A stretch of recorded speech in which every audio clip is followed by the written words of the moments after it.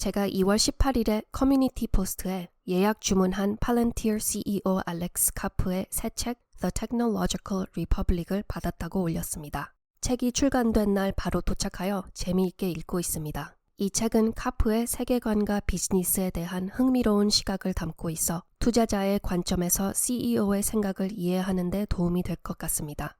이 책은 4부분 18장으로 구성되어 있습니다. 한눈에 책의 개요는 다음과 같습니다.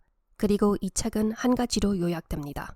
만약 미국이 군사인공지능 분야에서 1위를 차지하지 못하면 전 세계 권력이 뒤바뀔 위기에 처합니다. 이 책은 우리가 오늘날 어떻게 여기까지 왔는지, 변화가 없을 경우 발생할 위협과 위험, 그리고 세계가 평화를 유지하기 위해 무엇이 필요할지를 설명합니다. 책을 읽은 후 4부분으로 요약해봤습니다. 오늘 영상은 1부인 소프트웨어 시대입니다. 1장에서 카프와 자미스카는 핵심 주장을 소개합니다. 미국의 혁신은 한때 영감을 주었던 국가 안보와 공공복지에 대한 헌신에서 멀어졌습니다. 초기 실리콘밸리의 뿌리는 정부와 함께 국가를 지키기 위한 기술을 개발하는 엔지니어와 과학자들로 이루어졌습니다. 여기에는 로켓과 위성을 만들고 국방 프로젝트를 지원하는 초기 컴퓨터를 개발하는 일이 포함되었습니다. 당시 연방정부의 연구 지원은 제약, 로켓공학, 그리고 나중에 인공지능으로 발전할 분야에서 중요한 돌파구를 마련하는 생태계를 만들었습니다. 또한 1900년대 초에 대부분 정치인들은 현대의 변호사가 아니라 과학자와 엔지니어였습니다. 그러나 이러한 사고방식은 수십 년에 걸쳐 바뀌었습니다. 제2차 세계대전 후 평화가 회복되면서 실리콘밸리 창업자들은 국가안보와 복지의 이익을 외면하고 소비자 중심의 사고방식으로 전환하였습니다. 이들은 보다 넓은 사회적 목적보다는 개인의 욕구를 충족시키는 사진 공유 앱, 소셜미디어 플랫폼, 온라인 광고 시스템 개발에 주력하였습니다. 그 결과 막대한 자본과 인재가 잊혀질 프로젝트에 낭비되었고 중요한 국가 방위와 복지 문제는 소홀히 취급되었습니다. 국가적 야망에서 물러나는 것은 신기술, 특히 첨단 인공지능이 전례 없는 기회와 심각한 위협을 모두 제기하는 시점에서 매우 위험합니다. 한때 실리콘밸리를 세운 가치와 혁신 정신은 국가 이익으로 전환되어야 합니다. 현재 정치 지도자들이 국가 안보 논의에 관심을 두지 않는 것은 정부, 산업, 학계 모두가 신념이 부족한 문화를 초래하였습니다. 이들은 이에 대해 깊이 생각하지 않으며 그 결과 장기적인 발전이 저해되고 있습니다. 2장은 원자폭탄의 등장과 오늘날 인공지능의 급증 사이의 유사점을 제시합니다. 이 장은 1942년 맨해튼 프로젝트를 이끌도록 임명된 J. 로버트 오펜하이머의 이야기로 시작됩니다. 오펜하이머는 어렸을 때 화학에 매료된 청년에서 원자폭탄의 주인공이 되는 여정을 통해 무언가를 작동하게 만드는 엔지니어링 정신을 보여주었습니다. 그는 원자폭탄을 만드는 기술적 도전을 극복하는 데만 집중하였습니다. 히로시마와 나가사키 폭격 이후에야 그와 다른 과학자들은 그들의 발견이 지닌 윤리적 무게를 감당해야 했습니다. 현대 컴퓨팅에서는 첨단 Large Language Model 인공지능 일반 지능의 불꽃을 보여주고 있습니다. AI는 인간의 사고를 모방하는 능력을 보여줍니다. 그러나 이들의 내부 작동 방식은 창조자들조차도 여전히 불분명합니다. 이러한 불투명성은 경이로움과 두려움을 동시에 불러일으킵니다. 만약 이 모델들이 인간의 사고를 근사할 수 있다면 로봇과 자율 시스템과 결합되었을 때 어떤 일이 벌어질까요? 논란이 되는 사건들은 이 딜레마를 더욱 부각시킵니다. 구글의 람다와 마이크로소프트의 빙과 관련된 대화에서 모델들이 두려움이나 자아감을 표현하는 것처럼 보이자 이러한 현상이 진정한 자각을 암시하는지 아니면 단순히 정교한 환상인지에 대한 논쟁이 일어났습니다. 유명한 비평가들은 이러한 능력을 복잡한 통계적 과정의 산출물, 즉 이해 없이 인간의 대화를 모방하는 확률적 앵무새라고 일축합니다. 그러나 중요한 문제는 이것이 나타내는 윤리적 딜레마입니다. 핵폭탄이 국제관계를 영원히 바꾼 것처럼 첨단 인공지능도 유사한 존재론적 질문을 제기합니다. 우리는 이 급변하는 분야의 잠재적 위험을 줄이기 위해 이를 규제해야 합니까? 아니면 전면적인 실험을 받아들여서 세계 권력을 재정의해야 합니까?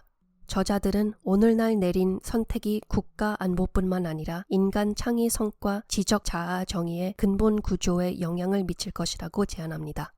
3장은 위험한 오해와 맞섭니다. 제2차 세계대전 이후 미국이 영원한 우위의 지도자가 되었고 서구 자유민주주의가 영구적으로 승리했다고 믿는 것입니다. 제2차 세계대전 이후 서구의 새 세대 사람들은 큰 전쟁의 잔혹한 현실을 한 번도 경험하지 못했습니다. 과거 전쟁의 희생과 비용에서 벗어난 이 단절은 국가 이익 수호가 당연시되는 문화적 환경을 만들었습니다. 이러한 안일함은 오늘날 기술 산업에서도 나타납니다. 미국 사회는 여전히 군사기관을 신뢰하지만 실리콘밸리의 최고의 엔지니어들은 국가 방위를 강화하는 기술보다 소비자 앱 개발에 더 많은 에너지를 쏟는 경향이 있습니다.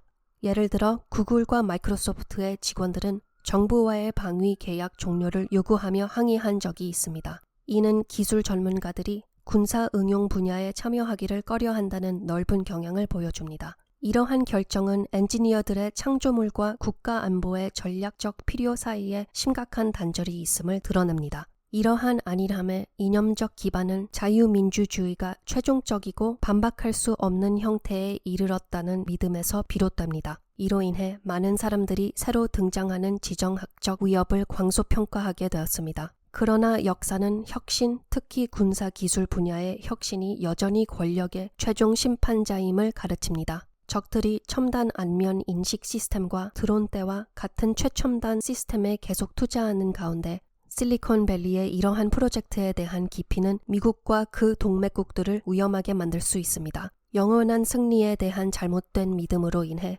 한 세대가 국가 방위에 관심을 기울이지 않는다면 서구는 전략적 우위를 잃을 위험이 있습니다. 이는 정책 이반자들과 기술 혁신가들이 늦기 전에 우선순위를 제고하도록 도전합니다. 4장은 핵무기의 유산을 되짚으며 새롭게 등장하는 소프트웨어 중심 전장과 대담한 유사점을 그립니다. 이 장은 1945년 7월 16일 뉴멕시코 사막에서 일어난 역사적인 실험으로 시작됩니다. 그곳에서 눈부신 보라색 폭발은 핵 에너지의 시작뿐만 아니라 약속과 위험의 실현을 알렸습니다. 오펜하이머의 성찰과 다이너마이트를 발명한 후 알프레드 노벨의 변화하는 철학과의 비교는 핵무기와 같은 발명이 전쟁을 끝낼 수 있는 이유가 공포가 전쟁을 막기 때문임을 설명합니다. 이것은 오늘날에도 울려 퍼져야 할 믿음입니다. 원자폭탄은 직접적인 군사 충돌을 억제함으로써 장기간의 평화를 유지해 왔습니다. 이 무기의 존재와 사용에 대한 두려움이 평화를 유지하는 역할을 했습니다. 동시에 인공지능과 자율 시스템의 부상은 시급한 도전과 위협을 제기합니다. 과거에는 하드웨어를 사용하기 위해 소프트웨어가 개발되었지만 미래 전쟁은 소프트웨어의 발전과 첨단 인공지능과 하드웨어의 결합에 의해 결정될 것입니다. 변화는 이미 진행 중입니다. 기존 비용의 일부만 들여 빠르고 정밀하게 목표를 겨냥할 수 있는 드론대가 새로운 전쟁 수단으로 등장하고 있습니다. 그러나 이러한 발전에도 불구하고 현재 군사 예산은 전투기와 탱크와 같은 구시대 시스템에 크게 치중되고 있습니다. 예를 들어 미국 국방부는 2024년에 제안된 8,860억 달러의 국가 방위 예산 중 단 0.2%만을 인공지능 개발에 할당하였습니다. 이 극히 적은 비율은 이러한 기술의 정략적 중요성과 극명하게 대비됩니다. 문화적 및 윤리적 장벽 또한 발전을 저해하고 있습니다. 실리콘밸리의 엔지니어 엘리트들은 소비자 혁신으로 유명하지만 이념적 의구심과 논란에 대한 두려움 때문에 방위 프로젝트에 반대합니다. 이러한 후퇴는 중국과 러시아와 같은 적대국들이 주저없이 군사 지향 기술 발전을 수요하게 만들어 전 세계 권력을 잡을 위험을 증가시킵니다. 서구가 세계 질서 재편의 위험에 처한 또 다른 예는 미국 동맹국들의 미약한 방위 예산 지출입니다. 유럽은 방위 사업에 충분한 자금을 지원받지 못하고 있으며 일본의 자율적인 군사 제한은 그 나라를 방어할 수 없게 만들어 미국이 그들을 보호하기 위해 자금을 사용해야 하는 상황을 초래하고 있습니다. 다음 갈등의 시대, 즉 소프트웨어 억제의 시대는 국가 우선순위의 급진적인 재조정을 필요로 합니다. 인공지능을 위한 새로운 맨해튼 프로젝트가 필요합니다. 이는 미국과 동맹국들이 인공지능 기반 방위 기술에 적극적으로 투자해야 함을 의미합니다. 이 프로젝트는 지정학적 경쟁자들의 군사 혁신에 대항할 뿐만 아니라 상업 혁신과 국가 안보 필요 사이에 커지는 간극을 메워줄 것입니다. 이해관계는 매우 큽니다. 첨단 소프트웨어로 구축된 탄탄한 방위 체계가 없으면 오랫동안 서구 안보의 기반이 되어온 전략적 우위가 무너질 수 있습니다. 카프와 자미스카는 지도자들과 혁신가들에게 이념적 주저함을 극복하고 전쟁의 미래에 투자하며 기술력이 민주주의 가치를 지키는 이들의 손에 확실히 남도록 할 것을 촉구합니다. 팔란티어 투자자들에게 이것은 팔란티어가 굳건한 입장과 장기적인 전략 관점을 가지고 있음을 알리는 신호입니다. 이 회사는 국가 방위와 전략을 맞추는 것을 계속 강화할 것이며 이는 경쟁 우위를 확보할 뿐만 아니라 민주주의의 장기적인 안정과 번영에도 기여할 것입니다. 다음 영상에서 책의 2부 요약을 계속 보시기 바랍니다. 감사합니다.